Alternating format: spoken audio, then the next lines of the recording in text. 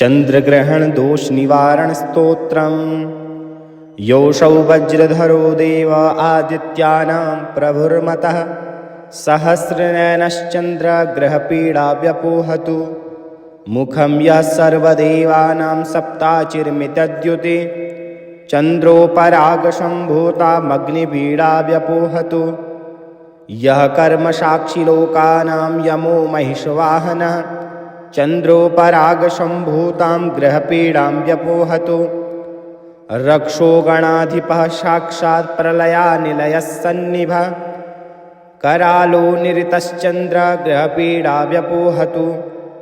नागपाशधरो देवो नित्यं मकरवाहनः सलिलाधिपतिश्चन्द्रग्रहपीडां व्यपोहतु। प्राणरूपो हि लोकानां वायुः कृष्णमृगप्रियः चन्द्रोपरागसम्भूतां ग्रहपीडां व्यपोहतु। योऽसौ निधिपतिर्देव खड्गशूलधरो वरः चन्द्रोपरागसम्भूतं कलुषं मे व्यपोहतु। योऽसौ शूलधरो रुद्रः शङ्करो वृषवाहनः चन्द्रोपरागजं दोषं विनाशयन्तु सर्वदा। योऽसौ वज्रधरो देव आदित्यानां प्रभुर्मतः सहस्रनयनश्चन्द्रग्रहपीडा व्यपोहतु। मुखं यः सर्वदेवानां सप्ताचिर्मितद्युति चन्द्रोपरागसम्भूतामग्निपीडा व्यपोहतु। यः कर्मसाक्षी लोकानां यमो महिषवाहनः चन्द्रोपरागसम्भूतां ग्रहपीडां व्यपोहतु। रक्षो गणाधिपः साक्षात् प्रलयानिलयः सन्निभः करालो निरतश्चन्द्रग्रहपीडा व्यपोहतु। नागपाशधरो देवो नित्यं मकरवाहनः सलिलाधिपतिश्चन्द्रग्रहपीडां व्यपोहतु। प्राणरूपो हि लोकानां वायुः कृष्णमृगप्रियः चन्द्रोपरागसम्भूतां ग्रहपीडां व्यपोहतु। योऽसौ निधिपतिर्देव खड्गशूलधरो वरः चन्द्रोपरागसम्भूतं कलुषं मे व्यपोहतु। योऽसौ शूलधरो रुद्रः शङ्करो वृषवाहनः चन्द्रोपरागजं दोषं विनाशयन्तु सर्वदा। योऽसौ वज्रधरो देव आदित्यानां प्रभुर्मतः सहस्रनयनश्चन्द्रग्रहपीडा व्यपोहतु। मुखं यः सर्वदेवानां सप्ताचिर्मितद्युति चन्द्रोपरागसम्भूतामग्निपीडा व्यपोहतु। यः कर्मसाक्षी लोकानां यमो महिषवाहनः चन्द्रोपरागसम्भूतां ग्रहपीडां व्यपोहतु। रक्षो गणाधिपः साक्षात् प्रलयानिलयः सन्निभः करालो निरतश्चन्द्रग्रहपीडा व्यपोहतु। नागपाशधरो देवो नित्यं मकरवाहनः सलिलाधिपतिश्चन्द्रग्रहपीडां व्यपोहतु। प्राणरूपो हि लोकानां वायुः कृष्णमृगप्रियः चन्द्रोपरागसम्भूतां ग्रहपीडां व्यपोहतु। योऽसौ निधिपतिर्देव खड्गशूलधरो वरः चन्द्रोपरागसम्भूतं कलुषं मे व्यपोहतु। योऽसौ शूलधरो रुद्रः शङ्करो वृषवाहनः चन्द्रोपरागजं दोषं विनाशयन्तु सर्वदा। योऽसौ वज्रधरो देव आदित्यानां प्रभुर्मतः सहस्रनयनश्चन्द्रग्रहपीडा व्यपोहतु। मुखं यः सर्वदेवानां सप्ताचिर्मितद्युति चन्द्रोपरागसम्भूतामग्निपीडा व्यपोहतु। यः कर्मसाक्षी लोकानां यमो महिषवाहनः चन्द्रोपरागसम्भूतां ग्रहपीडां व्यपोहतु। रक्षो गणाधिपः साक्षात् प्रलयानिलयः सन्निभः करालो निरतश्चन्द्रग्रहपीडा व्यपोहतु। नागपाशधरो देवो नित्यं मकरवाहनः सलिलाधिपतिश्चन्द्रग्रहपीडां व्यपोहतु। प्राणरूपो हि लोकानां वायुः कृष्णमृगप्रियः चन्द्रोपरागसम्भूतां ग्रहपीडां व्यपोहतु। यौषौ निधिपतिर्देव खड्गशूलधरो वरः चन्द्रोपरागसम्भूतं कलुषं मे व्यपोहतु योऽसौ शूलधरो रुद्रः शङ्करो वृषवाहनः चन्द्रोपरागजं दोषं विनाशयन्तु सर्वदा योऽसौ वज्रधरो देव आदित्यानां प्रभुर्मतः सहस्रनयनश्चन्द्रग्रहपीडा व्यपोहतु मुखं यः सर्वदेवानां सप्ताचिर्मितद्युति चन्द्रोपरागसम्भूतामग्निपीडा व्यपोहतु यः कर्मसाक्षिलोकानां यमो महिषवाहनः चन्द्रोपरागसम्भूतां ग्रहपीडां व्यपोहतु रक्षो गणाधिपः साक्षात् प्रलयानिलयः सन्निभः करालो निरतश्चन्द्रग्रहपीडा व्यपोहतु नागपाशधरो देवो नित्यं मकरवाहनः सलिलाधिपतिश्चन्द्रग्रहपीडां व्यपोहतु प्राणरूपो हि लोकानां वायुः कृष्णमृगप्रियः चन्द्रोपरागसम्भूतां ग्रहपीडां व्यपोहतु योऽसौ निधिपतिर्देव खड्गशूलधरो वरः चन्द्रोपरागसम्भूतं कलुषं मे व्यपोहतु योऽसौ शूलधरो रुद्रः शङ्करो वृषवाहनः चन्द्रोपरागजं दोषं विनाशयन्तु सर्वदा योऽसौ वज्रधरो देव आदित्यानां प्रभुर्मतः सहस्रनयनश्चन्द्रग्रहपीडा व्यपोहतु मुखं यः सर्वदेवानां सप्ताचिर्मितद्युति चन्द्रोपरागसम्भूतामग्निपीडा व्यपोहतु यः कर्मसाक्षिलोकानां यमो महिषवाहनः चन्द्रोपरागसम्भूतां ग्रहपीडां व्यपोहतु रक्षो गणाधिपः साक्षात् प्रलयानिलयः सन्निभः करालो निरतश्चन्द्रग्रहपीडा व्यपोहतु नागपाशधरो देवो नित्यं मकरवाहनः सलिलाधिपतिश्चन्द्रग्रहपीडां व्यपोहतु प्राणरूपो हि लोकानां वायुः कृष्णमृगप्रियः चन्द्रोपरागसम्भूतां ग्रहपीडां व्यपोहतु योऽसौ निधिपतिर्देव खड्गशूलधरो वरः चन्द्रोपरागसम्भूतं कलुषं मे व्यपोहतु योऽसौ शूलधरो रुद्रः शङ्करो वृषवाहनः चन्द्रोपरागजं दोषं विनाशयन्तु सर्वदा योऽसौ वज्रधरो देव आदित्यानां प्रभुर्मतः सहस्रनयनश्चन्द्रग्रहपीडा व्यपोहतु मुखं यः सर्वदेवानां सप्ताचिर्मितद्युति चन्द्रोपरागसम्भूतामग्निपीडा व्यपोहतु यः कर्मसाक्षिलोकानां यमो महिषवाहनः चन्द्रोपरागसम्भूतां ग्रहपीडां व्यपोहतु रक्षो गणाधिपः साक्षात् प्रलयानिलयः सन्निभः करालो निरतश्चन्द्रग्रहपीडा व्यपोहतु नागपाशधरो देवो नित्यं मकरवाहनः सलिलाधिपतिश्चन्द्रग्रहपीडां व्यपोहतु प्राणरूपो हि लोकानां वायुः कृष्णमृगप्रियः चन्द्रोपरागसम्भूतां ग्रहपीडां व्यपोहतु योऽसौ निधिपतिर्देव खड्गशूलधरो वरः चन्द्रोपरागसम्भूतं कलुषं मे व्यपोहतु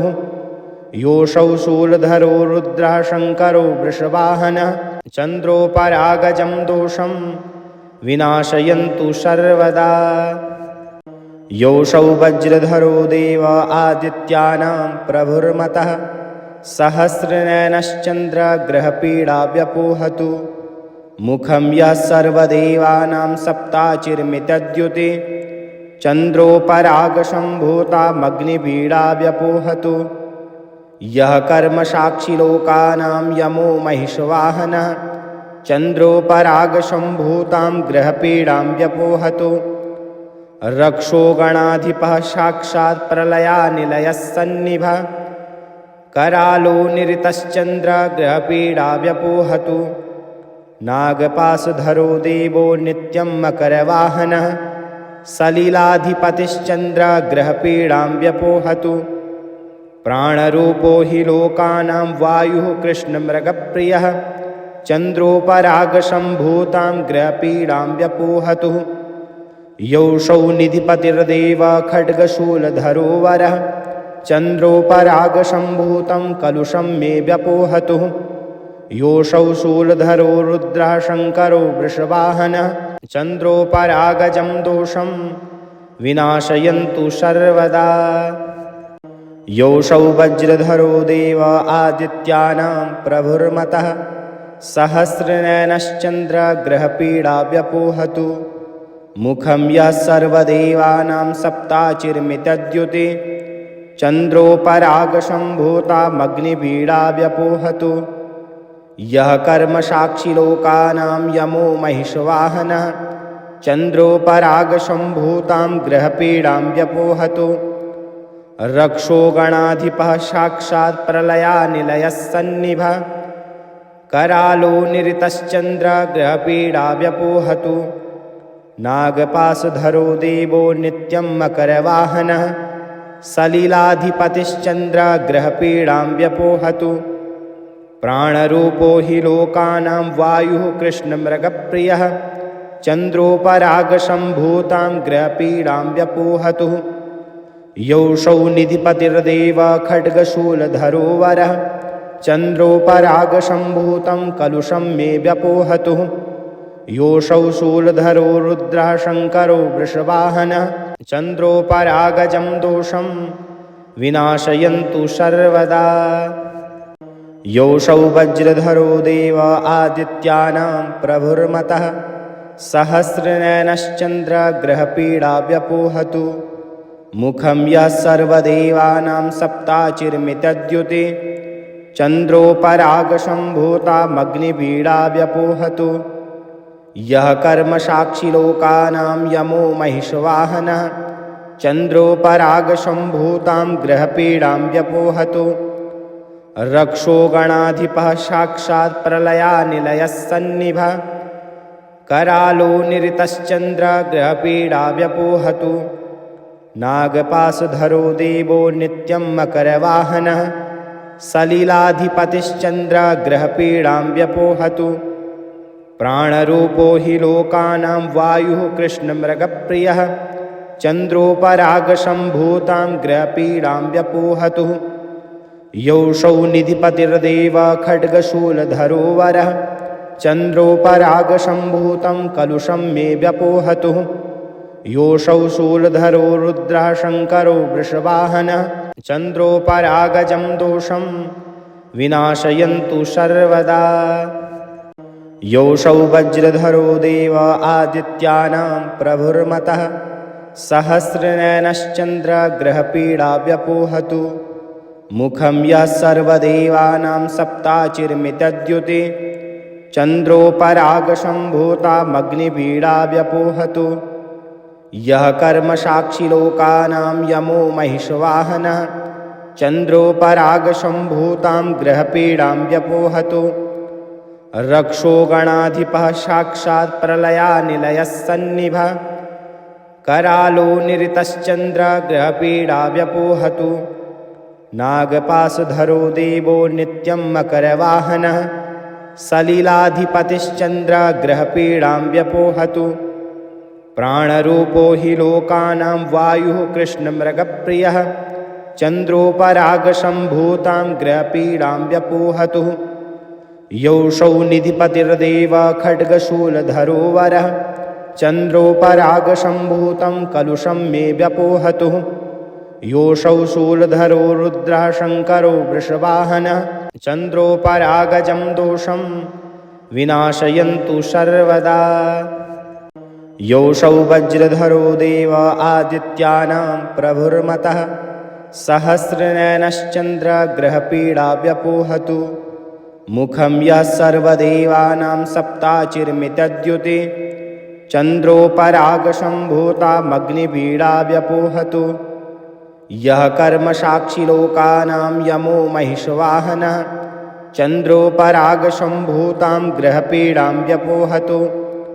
रक्षो गणाधिपः साक्षात् प्रलयानिलयः सन्निभः करालो निरतश्चन्द्रग्रहपीडा व्यपोहतु नागपाशधरो देवो नित्यं मकरवाहनः सलिलाधिपतिश्चन्द्रग्रहपीडां व्यपोहतु प्राणरूपो हि लोकानां वायुः कृष्णमृगप्रियः चन्द्रोपरागसम्भूतां ग्रहपीडां व्यपोहतु योऽसौ निधिपतिर्देव खड्गशूलधरो वरः चन्द्रोपरागसम्भूतं कलुषं मे व्यपोहतु योऽसौ शूलधरो रुद्रः शङ्करो वृषवाहनः चन्द्रोपरागजं दोषं विनाशयन्तु सर्वदा योऽसौ वज्रधरो देव आदित्यानां प्रभुर्मतः सहस्रनयनश्चन्द्रग्रहपीडा व्यपोहतु मुखं यः सर्वदेवानां सप्ताचिर्मितद्युति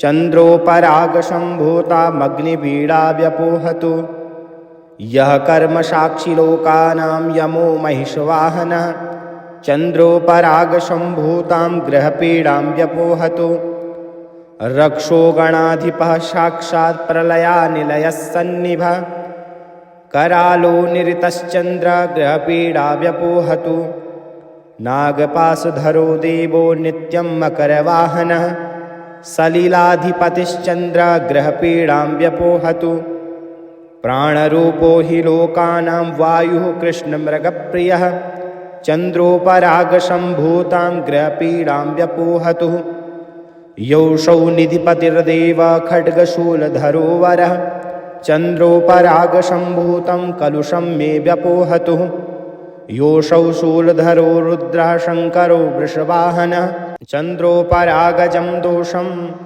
विनाशयन्तु सर्वदा योऽसौ वज्रधरो देव आदित्यानां प्रभुर्मतः सहस्रनयनश्चन्द्रग्रहपीडा व्यपोहतु मुखं यः सर्वदेवानां सप्ताचिर्मितद्युति चन्द्रोपरागसम्भूतामग्निपीडा व्यपोहतु यः कर्मसाक्षिलोकानां यमो महिषवाहनः चन्द्रोपरागसम्भूतां ग्रहपीडां व्यपोहतु रक्षो गणाधिपः साक्षात् प्रलयानिलयः सन्निभः करालो निरतश्चन्द्रग्रहपीडा व्यपोहतु नागपाशधरो देवो नित्यं मकरवाहनः सलिलाधिपतिश्चन्द्रग्रहपीडां व्यपोहतु प्राणरूपो हि लोकानां वायुः कृष्णमृगप्रियः चन्द्रोपरागसम्भूतां ग्रहपीडां व्यपोहतु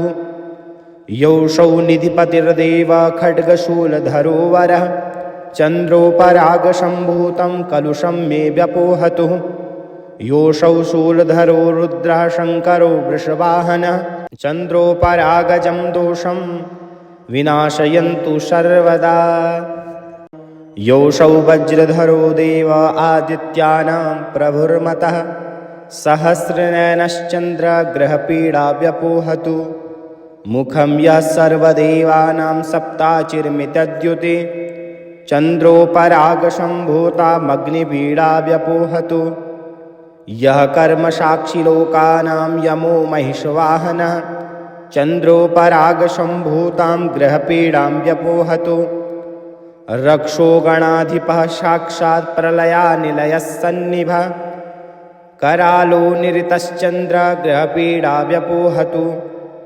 नागपाशधरो देवो नित्यं मकरवाहनः सलिलाधिपतिश्चन्द्रग्रहपीडां व्यपोहतु प्राणरूपो हि लोकानां वायुः कृष्णमृगप्रियः चन्द्रोपरागसम्भूतां ग्रहपीडां व्यपोहतु योऽसौ निधिपतिर्देव खड्गशूलधरो वरः चन्द्रोपरागसम्भूतं कलुषं मे व्यपोहतु योऽसौ शूलधरो रुद्रः शङ्करो वृषवाहनः चन्द्रोपरागजं दोषं विनाशयन्तु सर्वदा योऽसौ वज्रधरो देव आदित्यानां प्रभुर्मतः सहस्रनयनश्चन्द्रग्रहपीडा व्यपोहतु मुखं यः सर्वदेवानां सप्ताचिर्मितद्युति चन्द्रोपरागसम्भूतामग्निपीडा व्यपोहतु यः कर्मसाक्षिलोकानां यमो महिषवाहनः चन्द्रोपरागसम्भूतां ग्रहपीडां व्यपोहतु रक्षो गणाधिपः साक्षात् प्रलयानिलयः सन्निभः करालो निरतश्चन्द्रग्रहपीडा व्यपोहतु नागपाशधरो देवो नित्यं मकरवाहनः सलिलाधिपतिश्चन्द्रग्रहपीडां व्यपोहतु प्राणरूपो हि लोकानां वायुः कृष्णमृगप्रियः चन्द्रोपरागसम्भूतां ग्रहपीडां व्यपोहतु यौषौ निधिपतिर्देव खड्गशूलधरो वरः चन्द्रोपरागसम्भूतं कलुषं मे व्यपोहतु योऽसौ शूलधरो रुद्रः शङ्करो वृषवाहनः चन्द्रोपरागजं दोषं विनाशयन्तु सर्वदा।